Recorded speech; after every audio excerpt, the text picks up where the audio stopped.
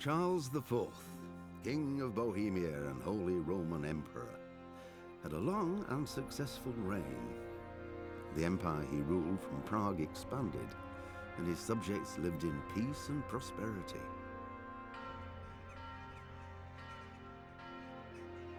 When the emperor died, the whole empire mourned. More than 7,000 people accompanied him on his last procession. The heir to the throne of the flourishing empire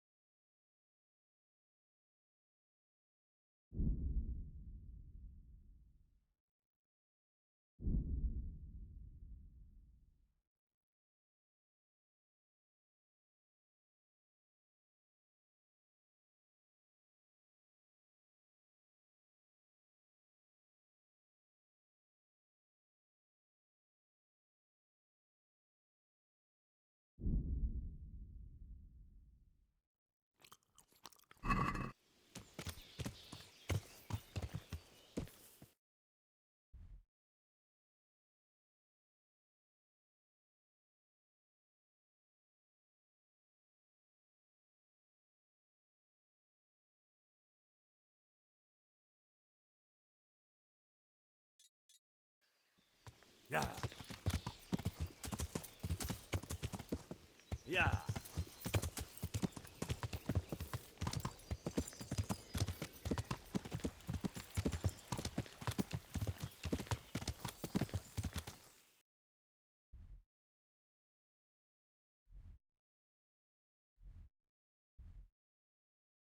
Yeah.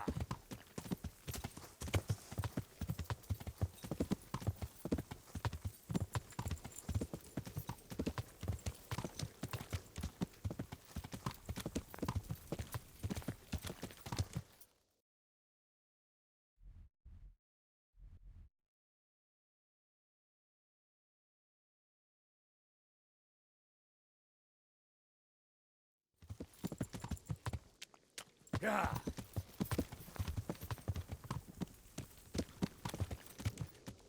Well. Yeah.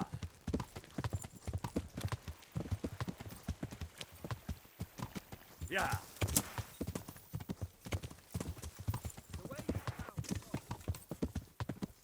Yeah. Well, what I mean is, you're soft too, you have. You wouldn't catch me doing that. Truth is, I didn't think much about it. I Yeah. just felt I had to do it.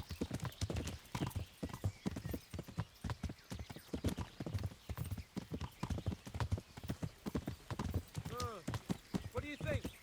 Will Toff keep his word? He's a noble, right? Yes. So am I. Sir Radzig will be there.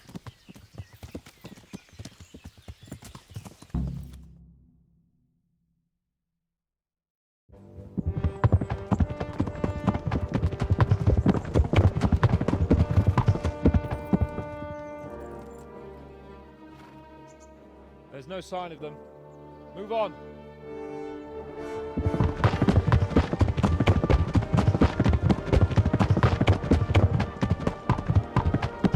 There!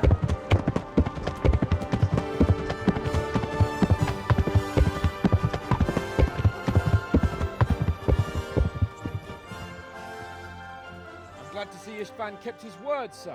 Not half as glad as I am, Your Grace. Well, we kept our word too, and now Toth has had his head start and he's fair game. Which way do they go? To the north, but I would be careful, Sir Hans. Fear not, Your Grace. I have twice as many men as he. Well, I won't keep you any longer. I'm sure the two of you have a lot to say to each other. Let's go!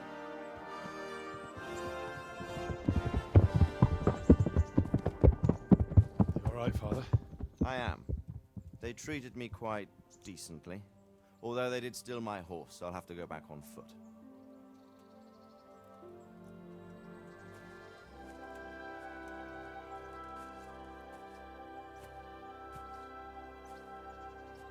It looks like it's all over. Not by a long shot. It won't be over until we get this mess cleared up. And catch that bastard.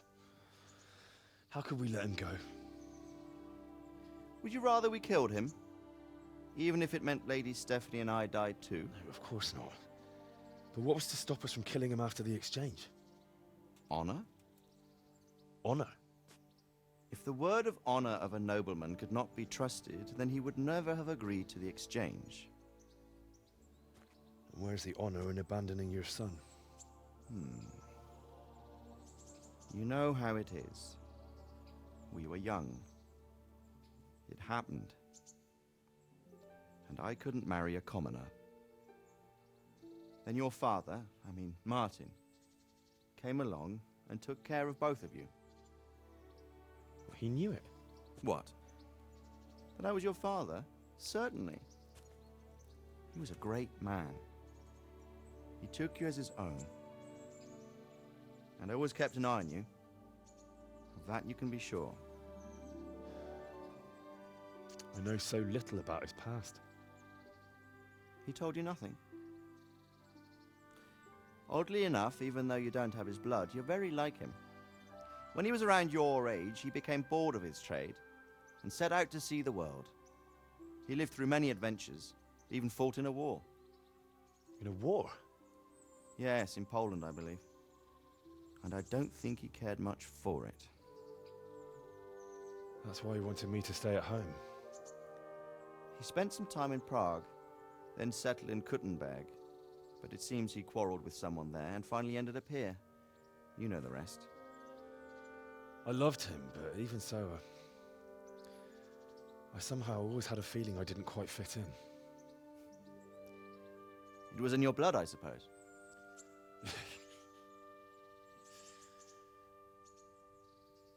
I lost the one thing I had left from him. Your sword. Ah, the sword. It's not my sword. It's yours. For a moment there, it was so near, yet so far. Oh, well, it can't be helped. It was almost within my grasp, but just then I had something else on my mind. Well, I think we may yet have a chance to get it back. This business with Toth is not yet over, unfortunately. That's a chance I'd welcome. Not just to get the sword, but that bastard Istvan too. And then I'll find that German whoreson who torched Skalitz, and I'll slay him with it. I'll never forget his face. Or his name. Mark Vart von Aulitz. Those are noble intentions, son. But don't forget there are other things in this world that are worth living for. Like what? Look around you. Blue skies overhead, green grass underfoot, beautiful girls. Good wine, a few good friends, and a fine steed under your backside. Those are things worth living for. Though I can't deny that swine who killed your mother must pay for what he did. It is better not to dwell too much on that at the cost of those other things. On the subject of steeds, I think we'll have to ride like the Knights Templar. How's that? 2 up. One day I'll tell you how they got their seal. You can take the front.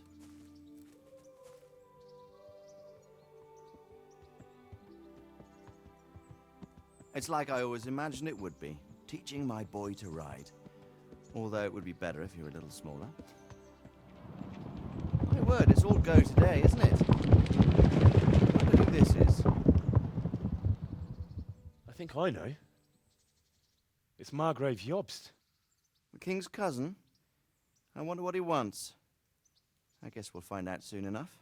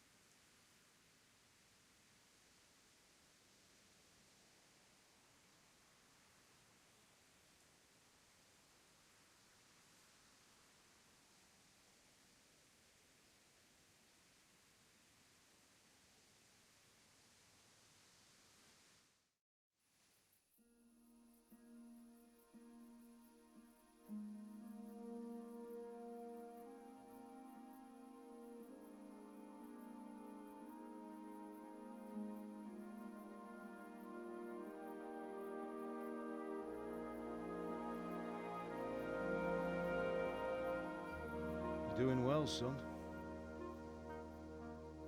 Father. Come now. You know who sired you. That doesn't matter now.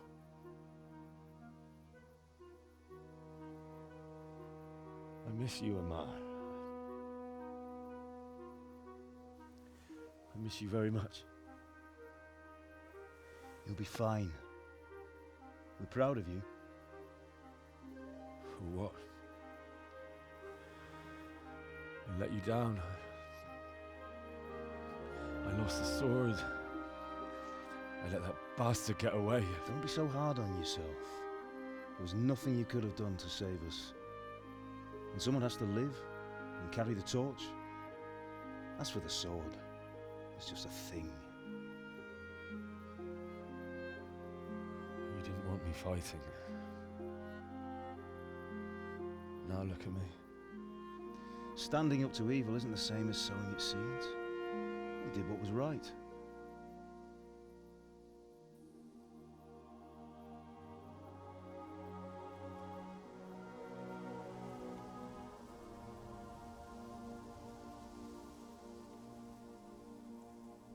I have to leave you now. Oh, please. You know I can't stay.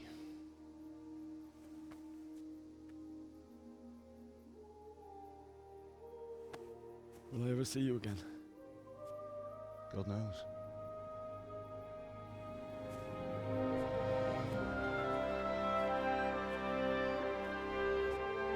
Make her proud.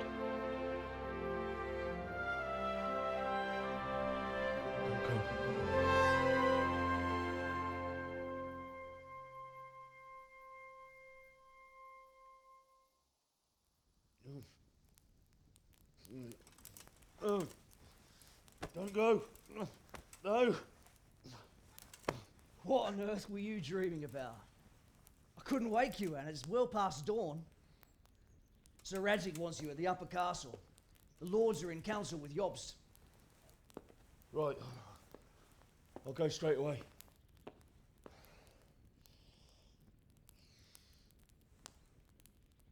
What is it? It's just... I don't know how to address you anymore. All of a sudden you're Sir Radzig's son, hobnobbing with lords and ladies. And here's me, as common as muck. Oh, give over, you idiot. Do I look like a lord to you? Not really. You're as much a lord as I am a nun, and I've never looked good in a habit. Get out of here! Or I'll have you clapped in the stocks.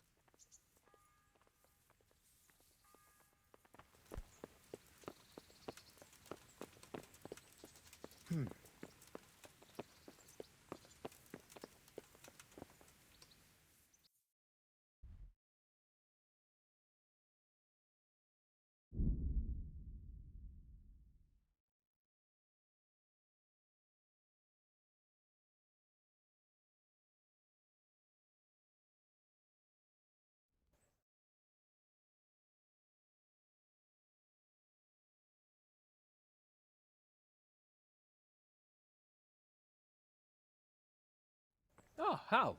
Are you going to the meeting with Margrave Jobst as well? I am. What about Istvan? I assume... That we didn't catch him? No. Because if we had, you'd be the first one to know. Have no fear. We'll get him eventually. I hope you're right. Anyway, let's go and see what Jobst wants from us.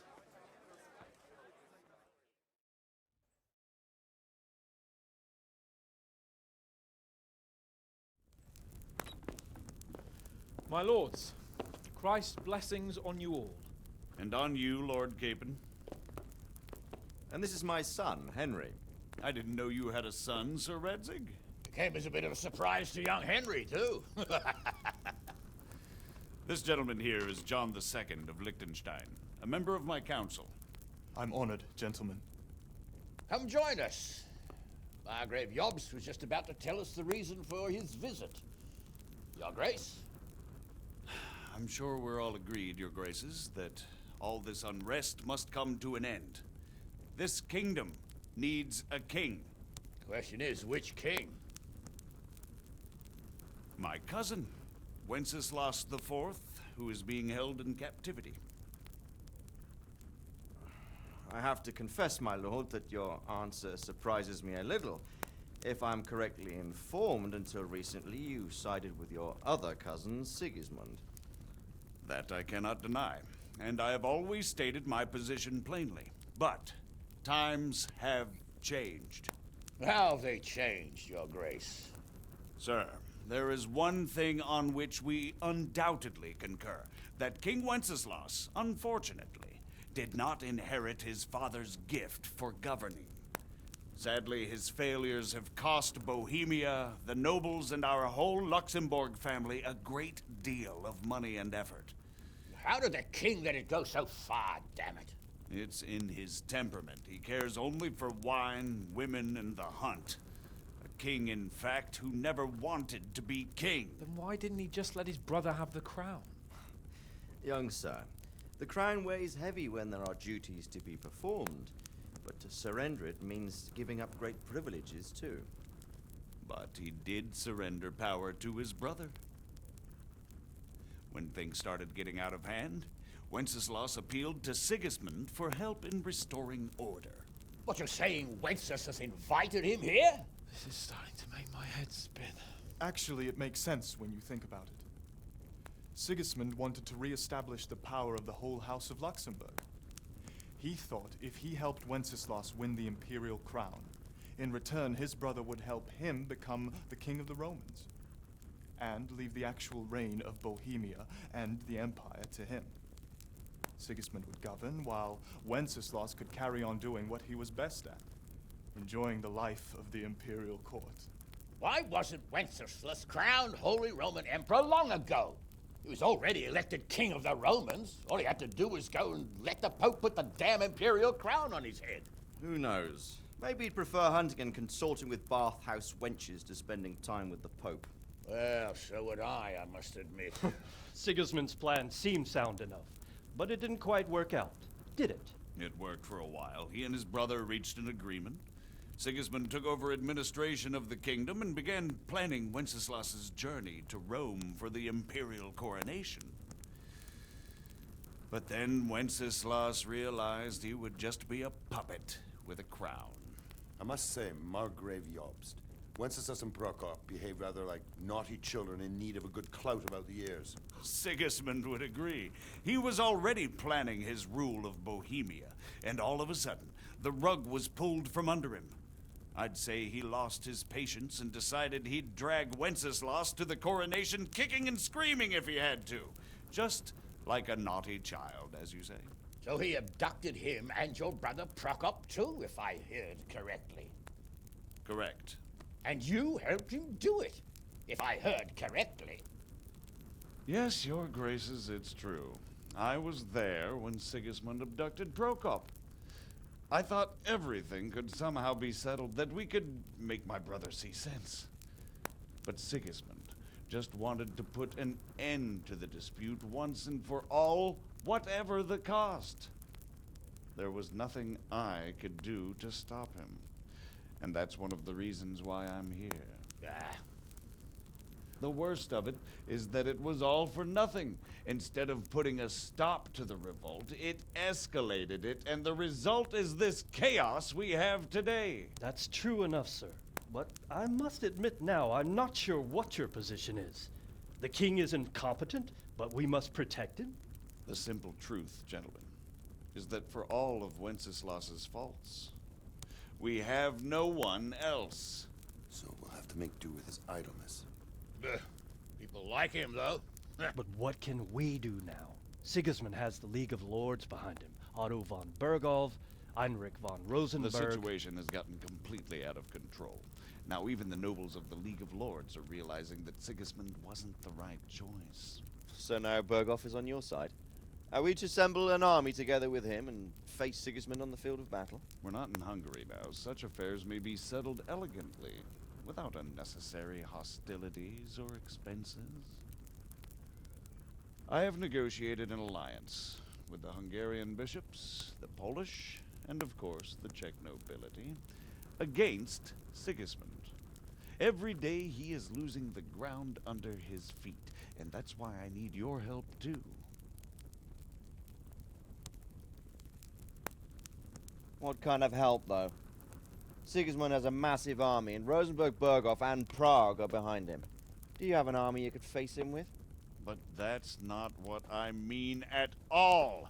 There's been a revolt against Sigismund in Hungary, partly due to my efforts, and now he'll have to choose whether he wants to gain the Bohemian crown, which is a very risky enterprise, or hold on to the Hungarian one. He can't have both. And there's a tough struggle awaiting him in Hungary. I'm not sure he'll win, and Rosenberg and Berghof know it too. They're not stupid. If the Bohemian nobility stands together, they will turn. We are men of little consequence, Margrave. Radzig here lost everything because of his alliance with Wenceslas. Sir Divish came within a hair of the same fate. Even Rattay is defenseless against Sigismund and the League of Lords. What's more, your grace, King Wenceslas languishes in captivity in Vienna. He can't rule too well from there. And what do you propose? To sit with your arms folded till the Bohemian lands are turned to ashes like Skalitz? We have to put a stop to this senseless war. And do you know, sir, what the true position of the League of Lords is? I'm not on the best of terms with them at this moment, so you'll have to ask them yourselves. Yes. Why not? I'll go and visit Bergov at his castle and we'll see what he tells me. You know, that's not such a bad idea, young sir. True. Though a little risky. I doubt Bergov would harm a blue-blooded envoy. And you can find out what he has to say about developments and what the League of Lords is planning. Then we'll decide what to do next. I'll help you compose a letter to him. I'd like Henry to come with me. Why not? He's proven himself an able investigator, and he'll also be a good bodyguard if anything should happen. And I'll send Sir John here to Kuttenberg to be my eyes and ears there. I believe both your reports will help us get a better grip on the situation. When can you set out? Just as soon as I've packed my things. Excellent. Margrave Jobst and I will draft a letter. Get ready, and we'll meet back here.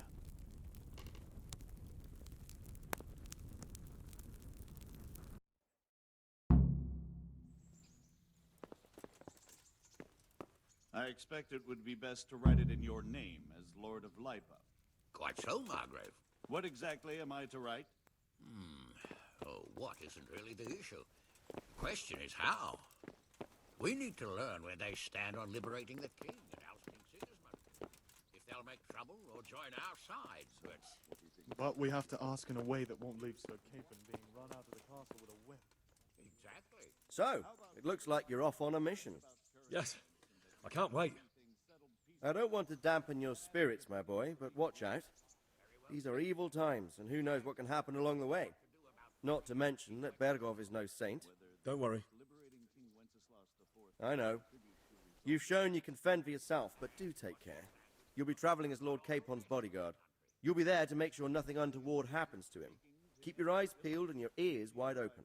What Bergov tells you is one thing, but what you see may be quite another. Rest assured, Father. And don't get embroiled in anything else. Just hand over the letter, hear out his reply, and return. Yes. Very well. Bergov is at Trotsky Castle. I think you'll find it quite an eye-opener.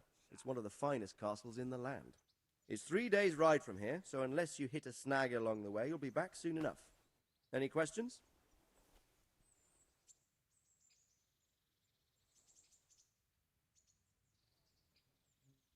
That's about all.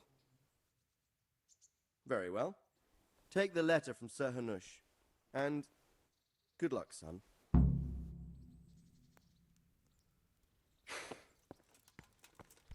So what do you think of it all, Sir Divish? I think I don't know what to think. That makes two of us. If I didn't know anything about Jobst, I'd say he's right and absolutely truthful.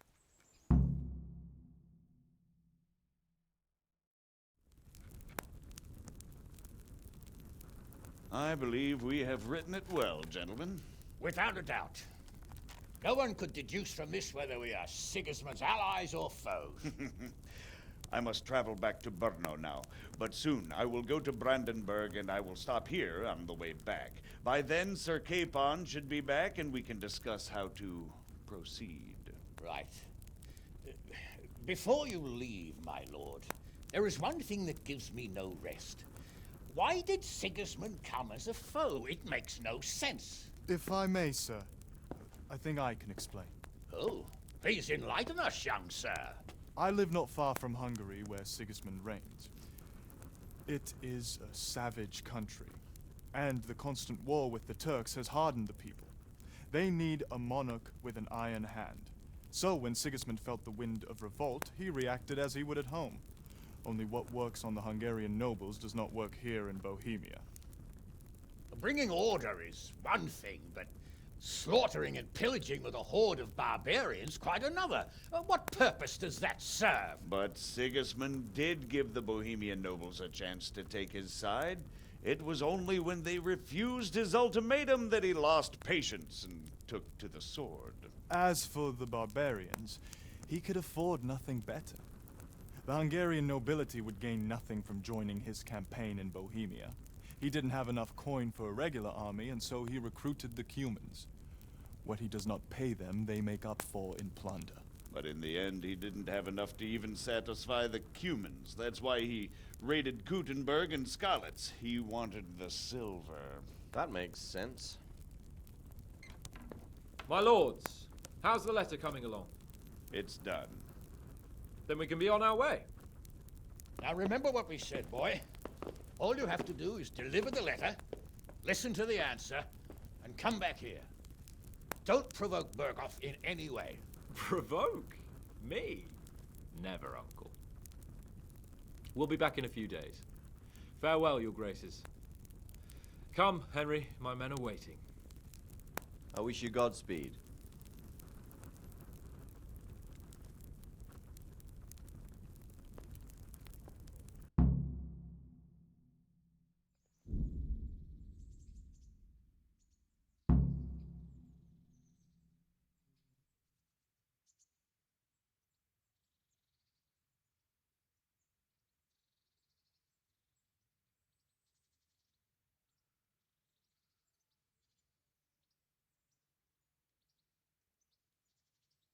Come now, Hal. My men are mustered in the courtyard. We can get going.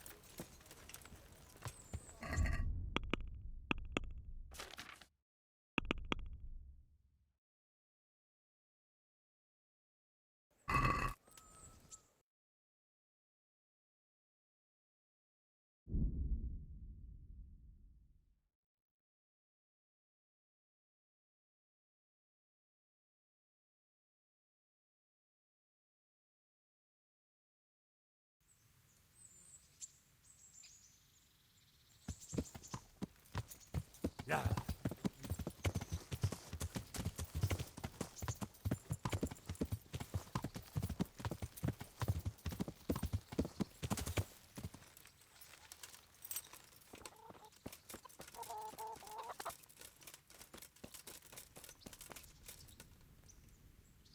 Good health to you.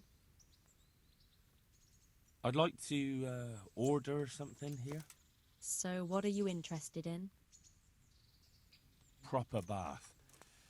And my clothes need washing. I'm sure you'll be extremely satisfied.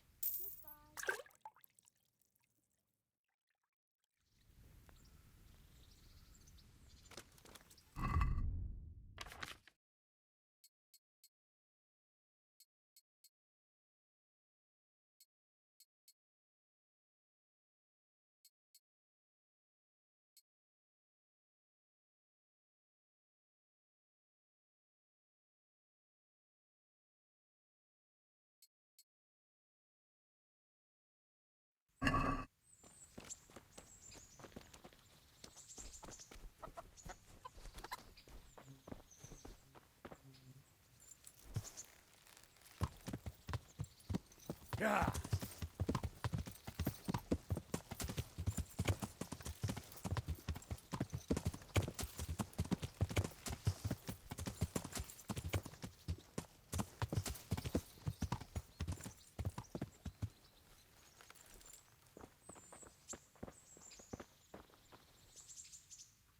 God be with you.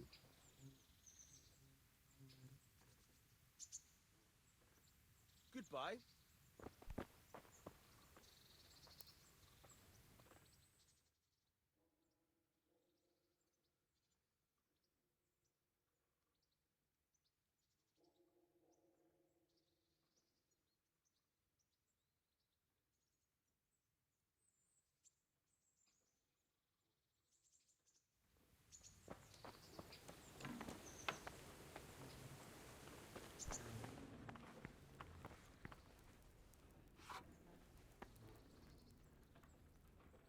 Thank you for the dress, Henry.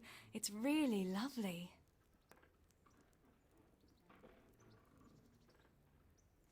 Wouldn't you like to take a stroll somewhere? I'd love to.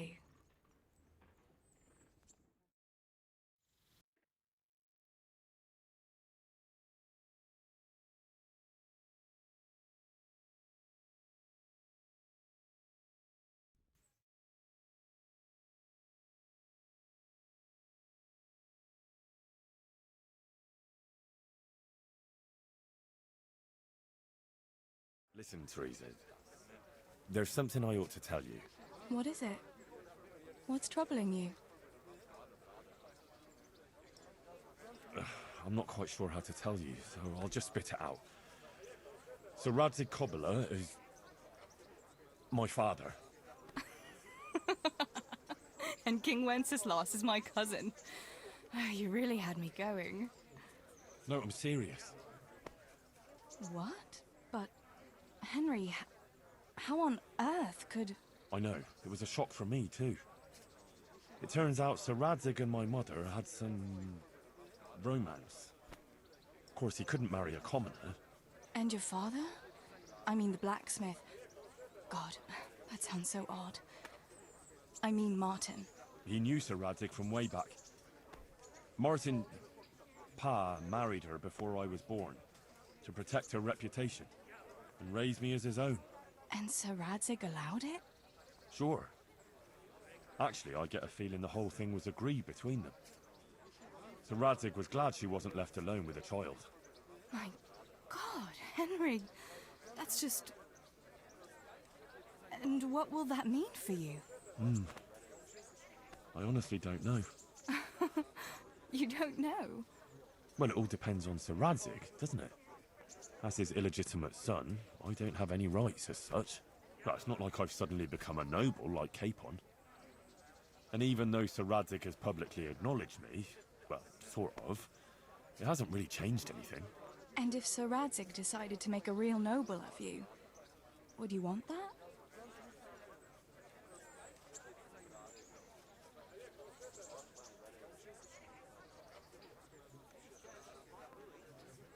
Me become a noble? Fine clothes, hunting, drinking wine from a gold goblet, and stuffed pheasant for breakfast? Ha! Of course! Who wouldn't want it? I think there's a little more to it than that, Henry. You'd have huge responsibilities. True. But anyway, it's not important what I want. A bastard will always be a bastard. I don't know. All sorts of things can change. Would you still care for me, a common millmaid, if you were a nobleman?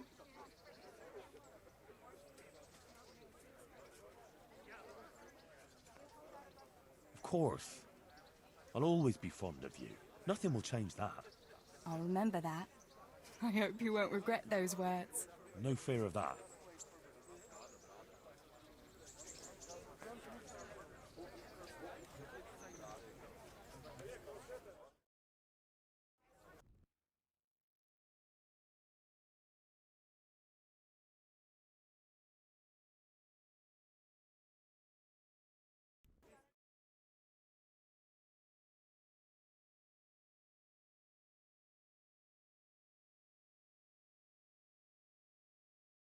The time passes so quickly with you, Henry. Come and see me again sometime.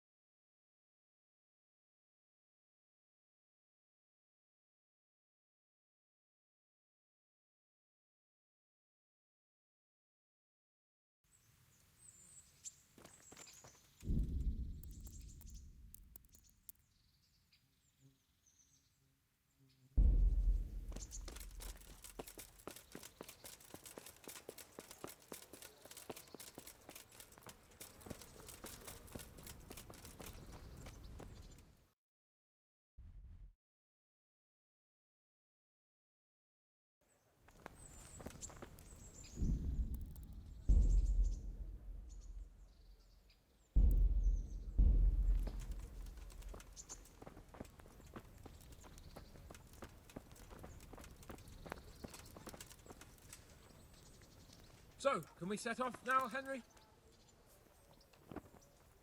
Of course. I can't wait. So, to horse! The Lord of Burgov is bound to be waiting as eagerly.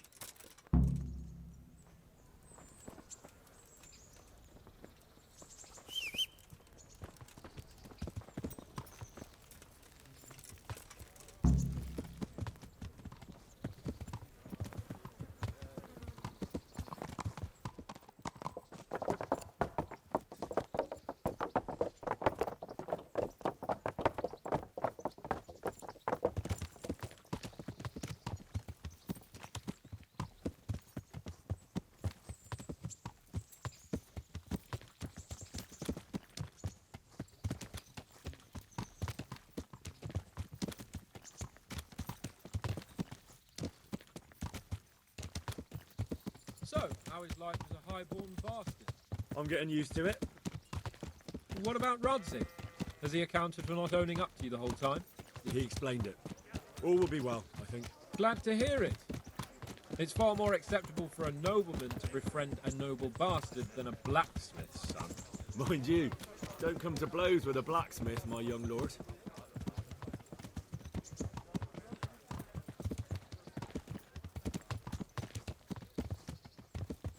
What do you think about Sir Jobst and his plan? Well, I admit all the scheming has me a little lost. I thought Sigismund was the devil, Wenceslas a martyr, those on his side the heroes, and those against him the villains. I believed we'd rescue the king and all would be well again, but now it looks a lot more complicated. Exactly.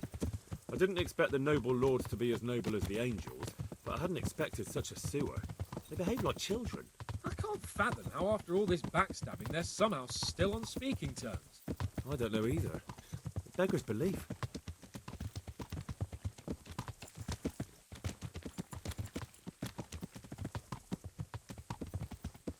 Did you know that King Wenceslas is such a... Feckless drunkard? Not really. And to be honest, I'm not sure I wanted to know. I slept better believing my fate was watched over by a wise and powerful monarch. So did I. What a dismal world when you can't keep trust in your own king. On the other hand, times were better with him here than with him gone. Isn't that the truth?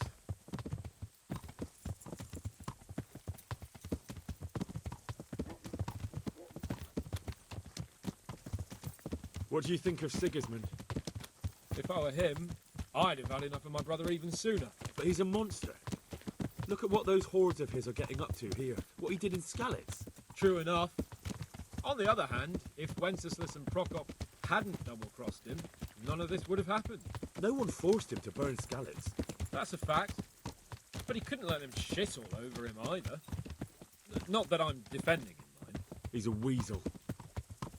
No doubt about that.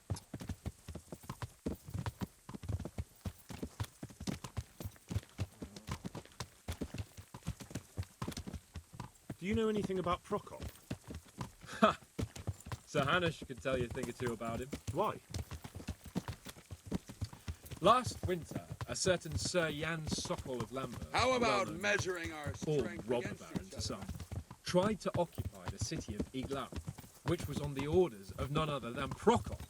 And what has that got to do with Hanush? Well, he was there with him. Of course, that's not something to brag about in front of Jobst. And what was it all about? They wanted to occupy a city that was on the side of the League of Lords, but despite there being several hundred strong, they didn't take it. For one thing, they couldn't get past the Iglau women, with their pitchforks and cauldrons of hot water. I would never have thought of Sir Hanush as such a rebel.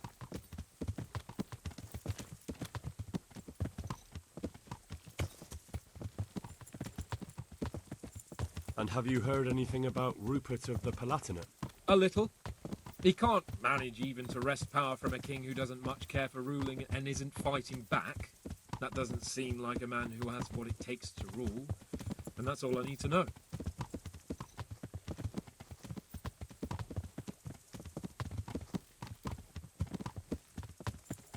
And that Burgov we're going to see, do you know anything about him?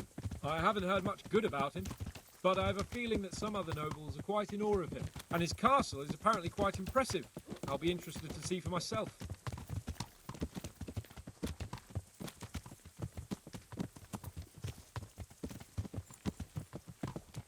And what about the League of Lords? Wealthy, pompous. The king doesn't seem to like them much. He's chosen to let the lesser ranks of the nobility into his circle, men like your father. I admit I don't blame him one bit. But the Lords weren't happy about their lost influence, so they put their foot down. If I were Wenceslas, I'd have let them hang after they abducted me the first time. But he gave them seats at the provincial council?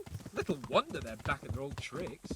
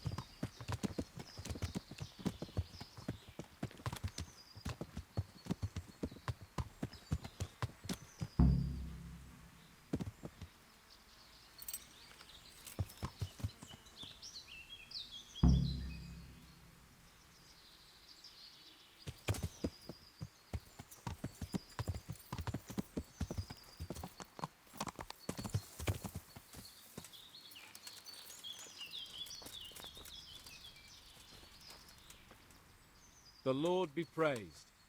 What brings you to me? Well, young sir, what now? Shall we ride boldly forth to adventures new? I never took you for a romantic soul. But, as it happens, a romantic soul is just what I need by my side right now. What, here? Now? Aren't we leaving? Ah, that's just the thing. Here we are, about to ride off into the unknown. Well, who knows what fate has in store for us? What if we should fall as heroes on the battlefield? How could I depart this world with a quiet heart, never having known true love? I'm a little worried about you, sir. Aren't you getting overheated inside that armour? Look, I can't just go off and get my head chopped off somewhere without first winning the heart of the girl I love. So are you going to help me or not? Oh well. The sooner we get it out of the way, the sooner we can get going. Not to worry, Henry. Your role in this affair is of the utmost importance. What role? You, Hal, shall be my messenger of love. You shall bear her a letter and a gift from a secret admirer. Why me? It's not like you to be bashful, Sir Hans. You can just go and tell her, Certainly not. Carolina is different to the others. She was educated in a convent and needs to be handled with kid gloves. Romanced. I must court her secretly. It's the latest fashion in France. And who is this Carolina? The fairest maid that ever walked the earth. Carolina. The butcher's daughter. You must have noticed a divine creature in the marketplace. Unless you're more interested in barnyard animals.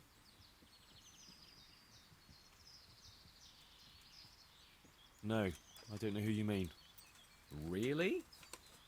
Maybe I'm right about your barnyard interests. Well, all the more wenches for me. Your task is simple.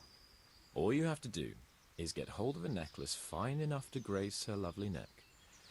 I did have one that I inherited from my great-grandmother. Unfortunately, not anymore.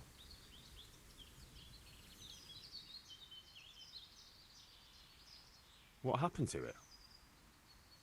I lost it playing dice at the inn. But you'll get it back for me. You're a smart lad. I'm sure you'll figure out a way. And I'll reward you handsomely. No, I'm afraid I'm not up to the task. Not up to it? Then you're not up to much, are you? Fine. I'll just have to get hold of someone who is up to it. Take care.